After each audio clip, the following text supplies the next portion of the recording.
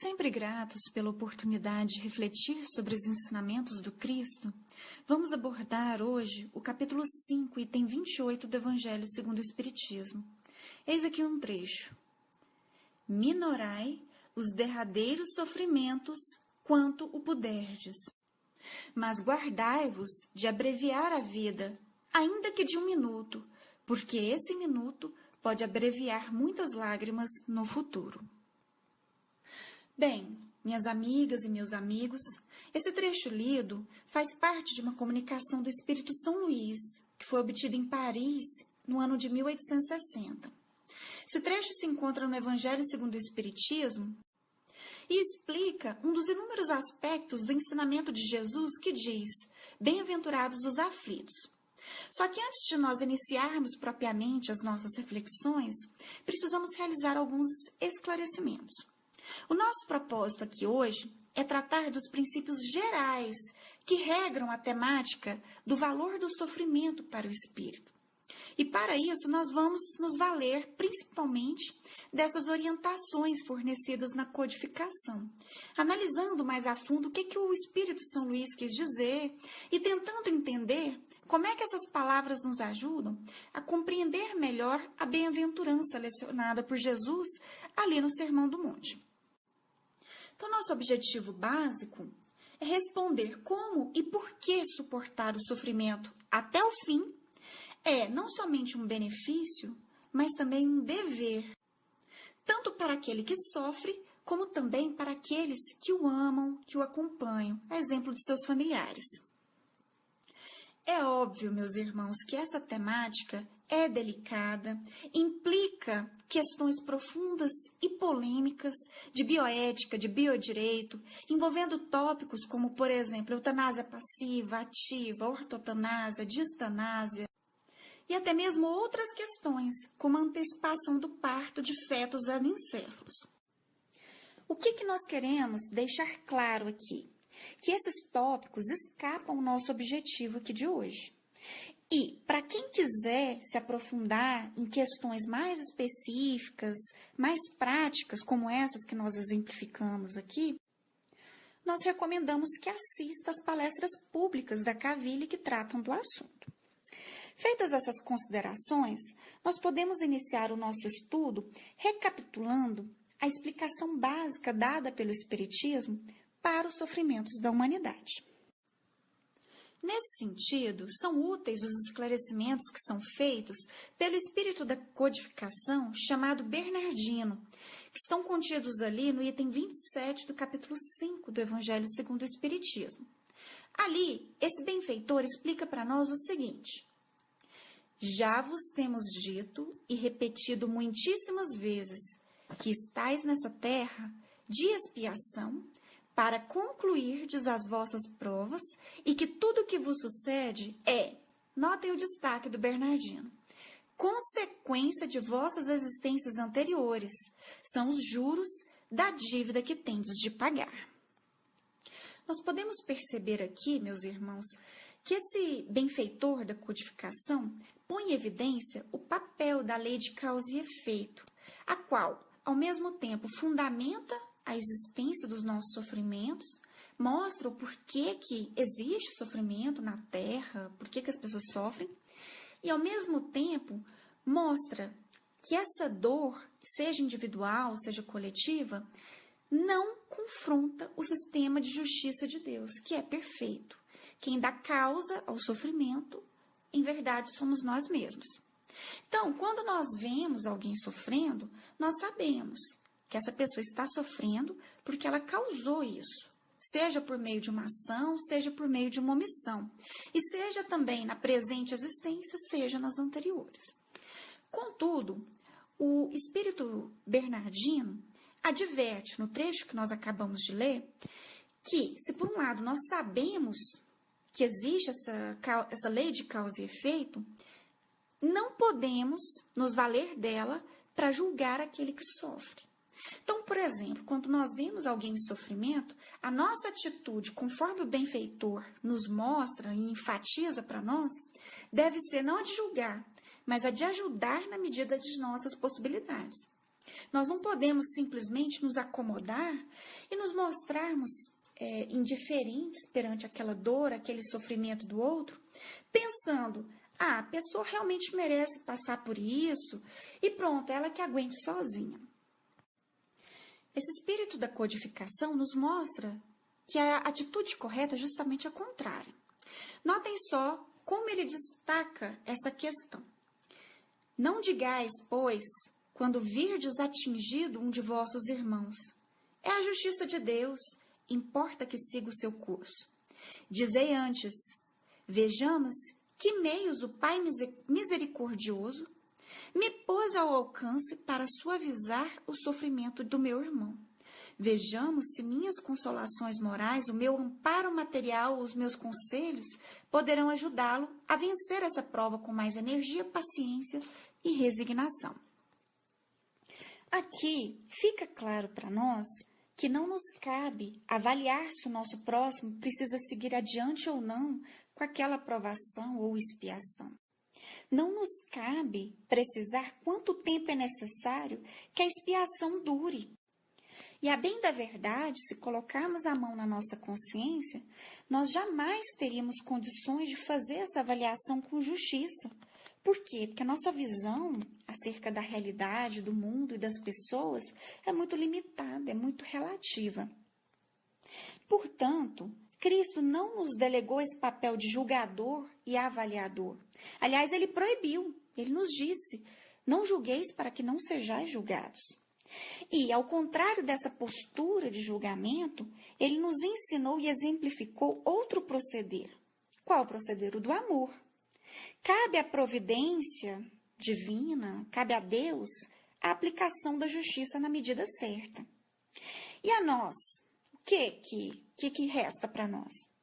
Cabem-nos a misericórdia, a caridade e o amor. E esse é um amor, destaque-se, é um amor que age, não só fala. É como o Espírito Bernardino disse ali no trecho que nós lemos.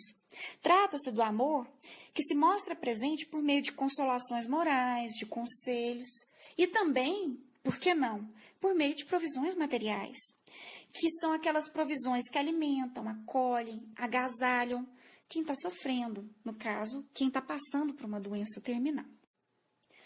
E o Espírito Bernardino conclui, depois de expor essas ideias, e ele fala o seguinte: todos vós estáis na terra para espiar, mas todos, sem exceção, deveis esforçar-vos por abrandar a expiação dos vossos semelhantes, de acordo com a lei do amor e da caridade. Então, nós vemos aqui esse benfeitor mostrando para nós, primeiro, uma constatação básica.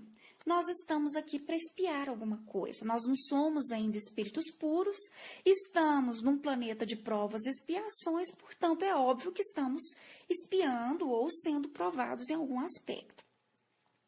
Entretanto, ele nos destaca qual que deve ser a nossa postura em relação ao sofrimento dos nossos irmãos, que é aquela que já expusemos aqui. Ou seja, não é de julgar e falar cada um com o seu sofrimento, cada um merece isso mesmo e pronto. Sim, nós estamos passando por sofrimentos aos quais demos causa.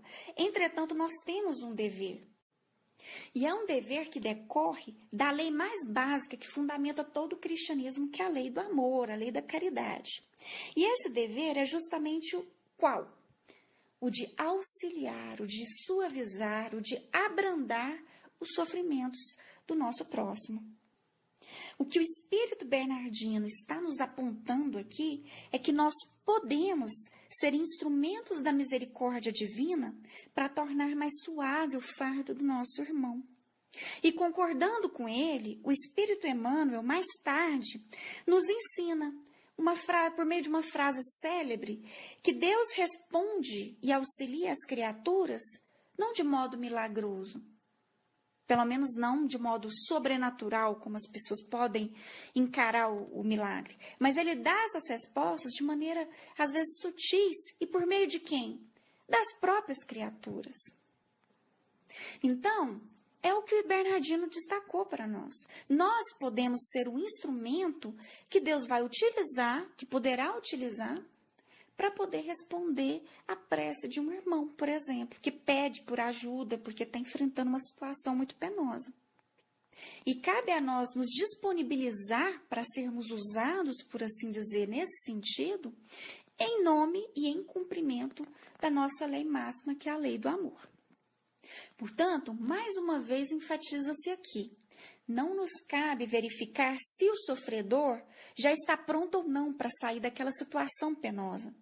Não nos cabe julgar se aquela pessoa já saldou a sua dívida, se a expiação já está boa, se precisa continuar. Isso cabe a Deus. A nós fica reservado o papel de seguir de perto os passos do nosso mestre. Que, aliás, foi o que o apóstolo Pedro nos incentivou a fazer ali na sua primeira carta, capítulo 2, versículo 21. Ou seja, cabe a nós estender a mão, fazer o possível, auxiliar, em resumo, amar. E disso aqui decorre o principal tema, o principal tópico da nossa conversa de hoje.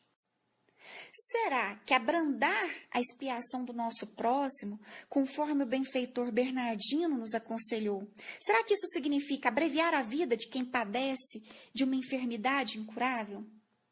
E é aqui que entram as sábias palavras de outro benfeitor que contribuiu com a codificação, que é o Espírito São Luís. Esse benfeitor responde à pergunta proposta e não deixa dúvida. Não, a caridade para com o próximo não implica e não inclui de modo algum abreviar a sua vida.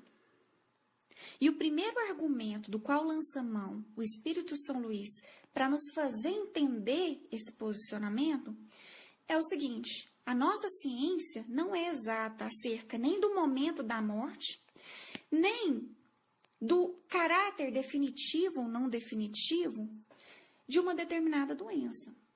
Então, por exemplo, é por isso que muitas pessoas que, segundo a nossa medicina ainda muito falha, estavam condenadas ao coma ou à morte em razão de determinada enfermidade, acabaram se recuperando, voltando do coma. Portanto, se alguém, num caso específico desse, tivesse abreviado a vida desse doente, teria cometido um erro grave e feito uma péssima avaliação da situação.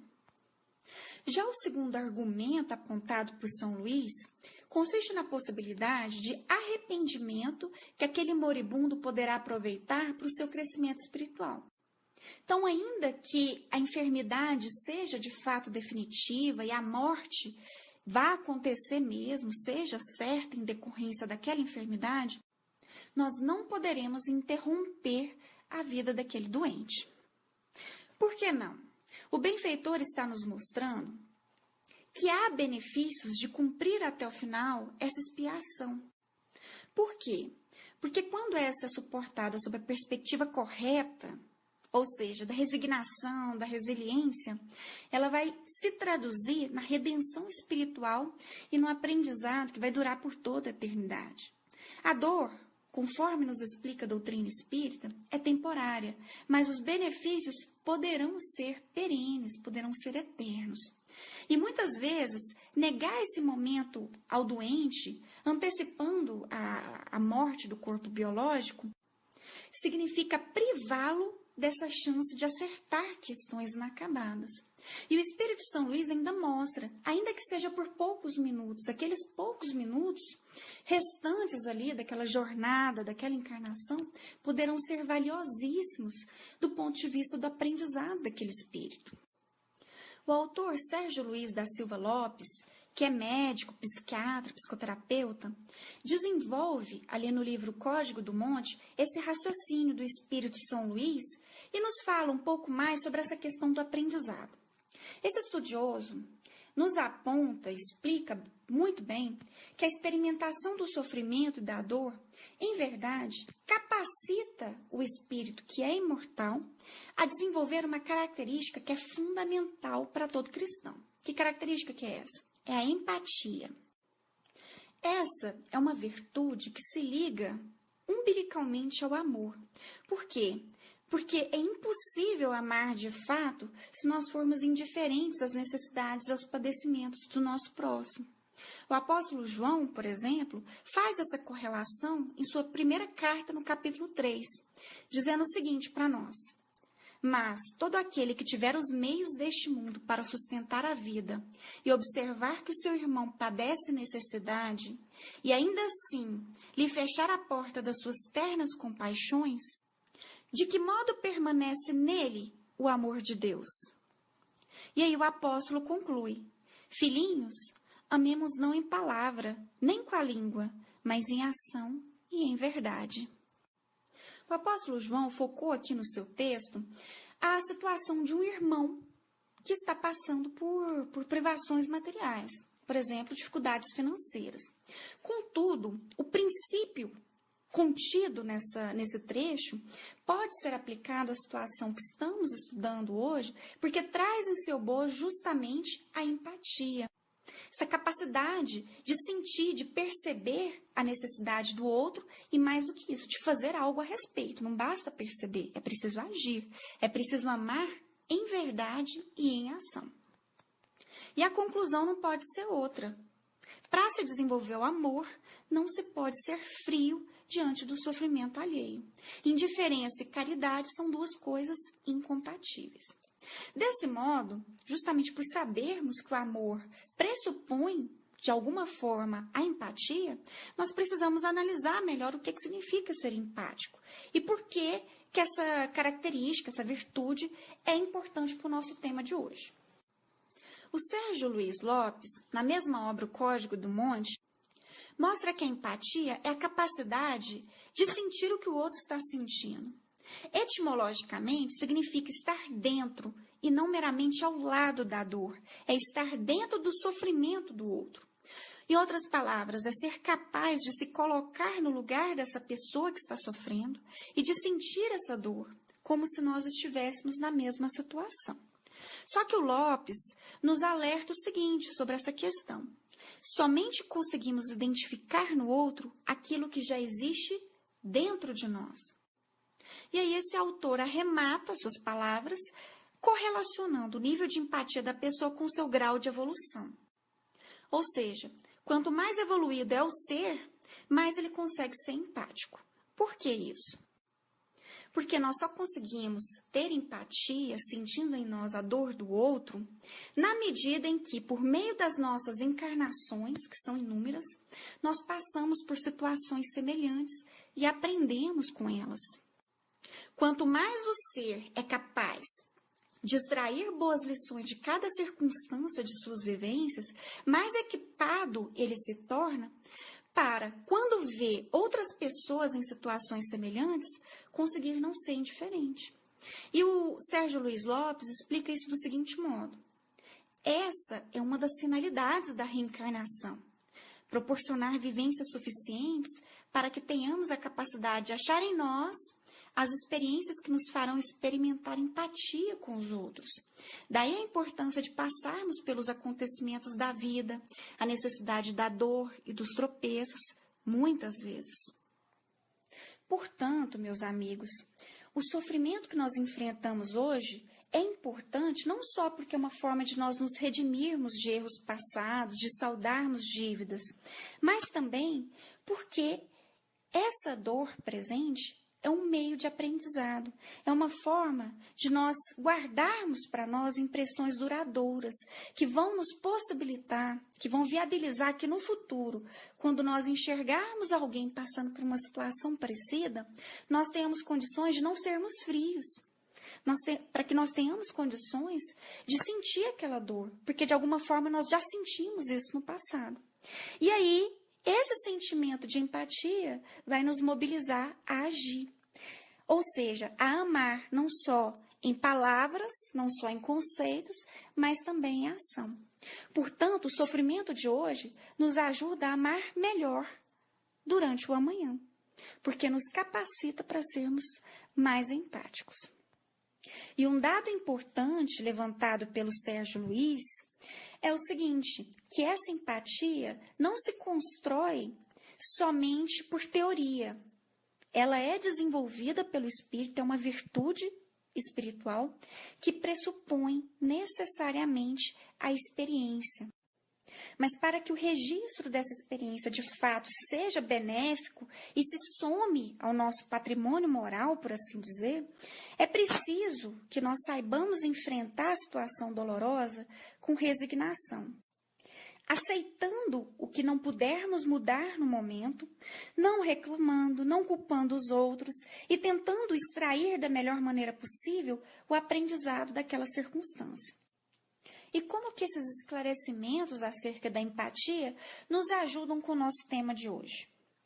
Ora, essas palavras do Sérgio Luiz reforçam o segundo argumento do Espírito São Luís, que nós lemos na comunicação anteriormente. Ou seja, antecipar a morte de um irmão que está sofrendo, interrompendo a sua vida de maneira desnatural, por assim dizer, retiraria dele não só a oportunidade de ele saldar adequadamente as suas dívidas espirituais, mas também isso se traduziria numa privação de uma chance de aprendizado, numa chance de desenvolver a resignação e, é claro, a empatia. Portanto, a conclusão que nós extraímos aqui é que a caridade em face de um doente terminal passa longe de abreviar a sua vida. Significa aplicar aquilo que o Espírito Bernardino nos ensinou ali no Evangelho segundo o Espiritismo, ou seja, fornecer uma palavra de consolo, de amor, ou então até mesmo prover as necessidades materiais do doente, por exemplo, por meio de um tratamento médico adequado.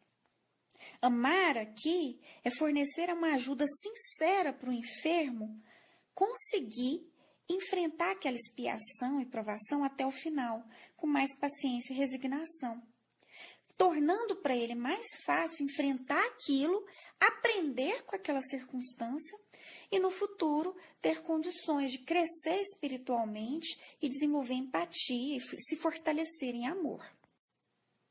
Um último ponto que precisamos mencionar aqui hoje, meus amigos, é o seguinte: a escolha de abreviar o sofrimento do outro, interrompendo a sua vida, é, na verdade, um ato de egoísmo, de demonstração de interesse mais consigo próprio do que para com aquele que está sofrendo.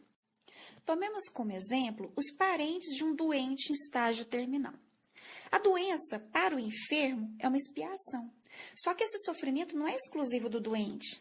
Ele atinge também todos aqueles que amam essa pessoa, que está ali moribunda num leito de hospital. Todos acabam sendo provados porque aqueles que acompanham o doente acabam tendo o dever moral de acompanhá-lo até o final. E isso exige coragem e fidelidade.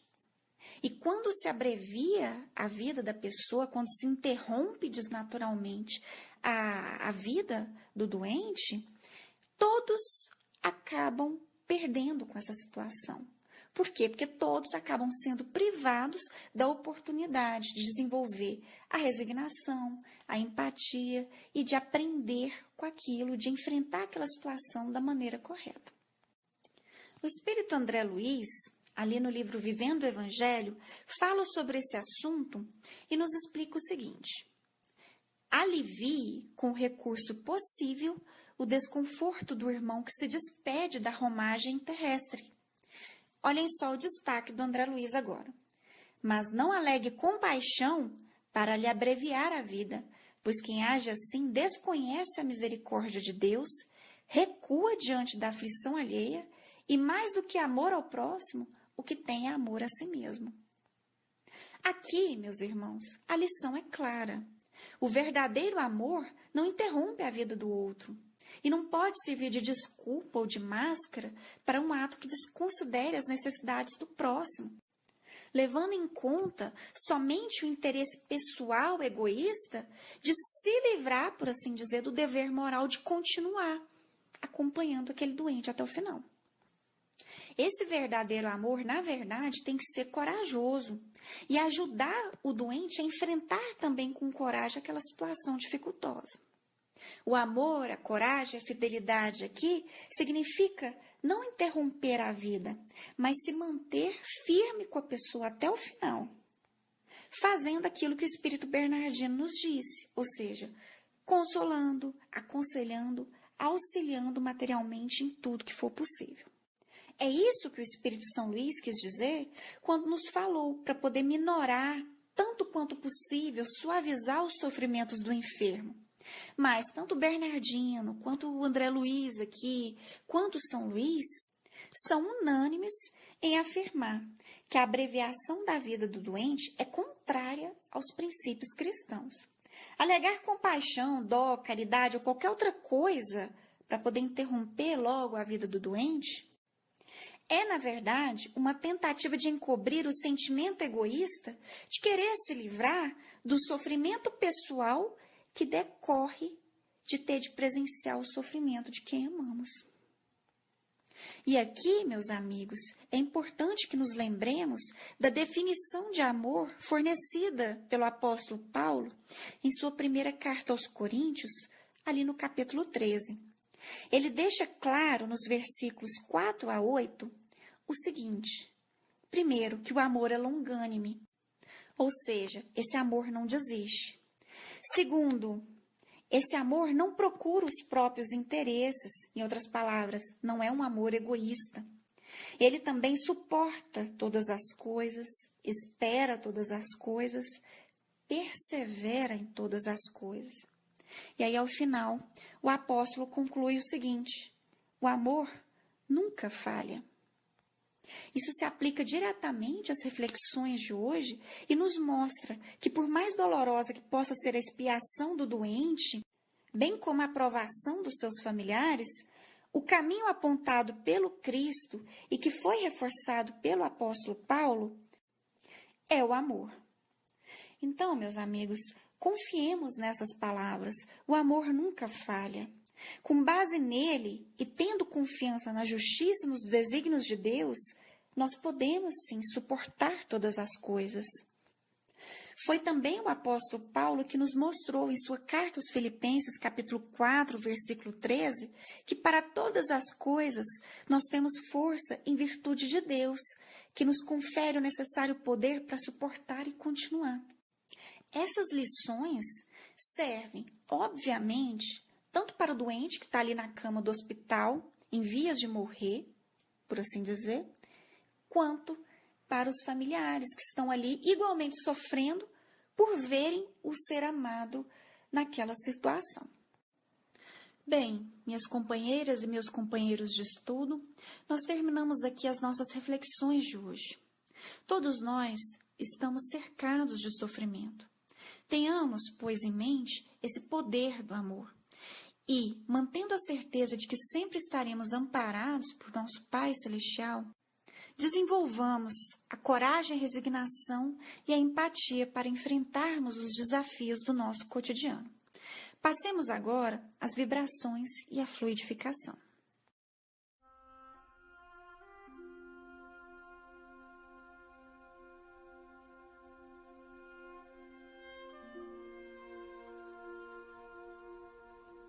Vamos, neste momento, voltar nosso pensamento ao nosso Pai e ao nosso irmão Jesus.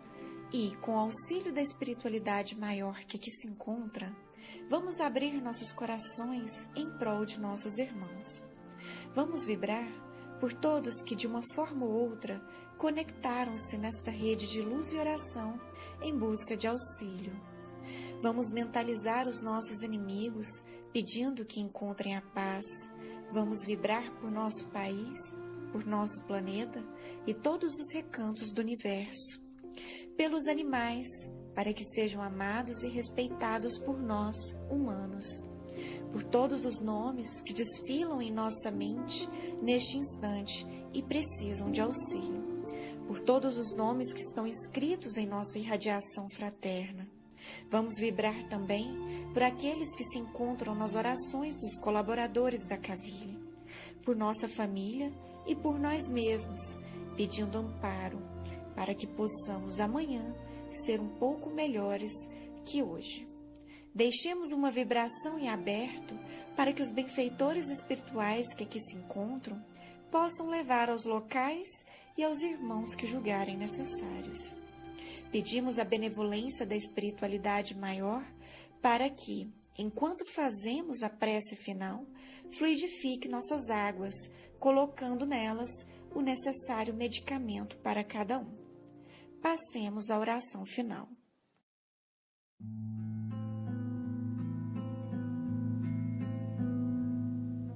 Oração de São Francisco de Assis. Senhor, fazei-me instrumento de vossa paz. Onde houver ódio, que eu leve o amor. Onde houver ofensa, que eu leve o perdão. Onde houver discórdia, que eu leve a união. Onde houver dúvida, que eu leve a fé. Onde houver erro, que eu leve a verdade. Onde houver desespero, que eu leve a esperança. Onde houver tristeza, que eu leve a alegria. Onde houver trevas, que eu leve a luz. Ó Mestre, fazei que eu procure mais consolar que ser consolado, compreender que ser compreendido, amar que ser amado, pois é dando que se recebe, é perdoando que se é perdoado, e é morrendo que se vive para a vida eterna.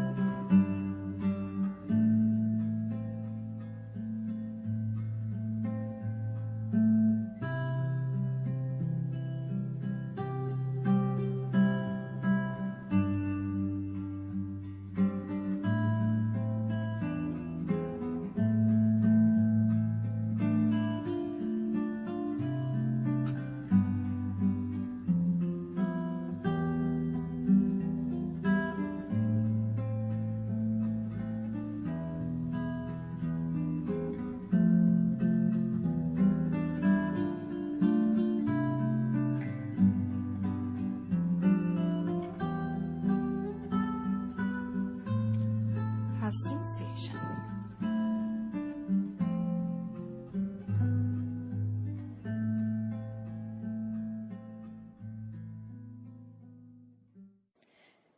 Bem, minhas companheiras,